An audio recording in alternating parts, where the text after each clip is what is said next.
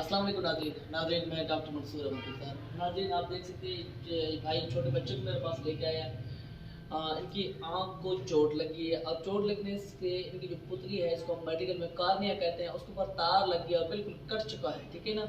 अब ये कल असर के टाइम चोट लगी है और ये बच्चे को इस टाइम मेरे पास लेके आए, क्योंकि गाँव से थे, दूर से थे। कल असर के टाइम कोई गाड़ी नहीं आती, नहीं आ सकते थे शायद, इसलिए नहीं आए। लेकिन अब मेन चीज़ आपको जो बताना चाह रहा हूँ ये अगर आप वक्त पे हॉस्पिटल नहीं पहुंच सकते तो उस टाइम चोट लगने की सूरत में आपको क्या करना चाहिए।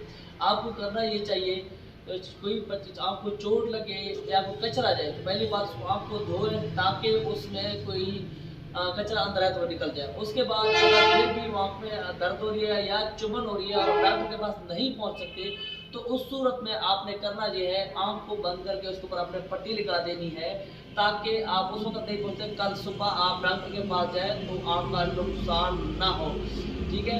क्योंकि अगर आप पट्टी भी नहीं लेंगे, अगर वो भी छोटा बच्चा तो उसने रगड़ना है, रगड़ने से आपका जो जख्म है वो मजीद बढ़ता चला जाएगा, उससे बच्चे की नज़र भी ज़ाया हो सकती है, ठीक है ना।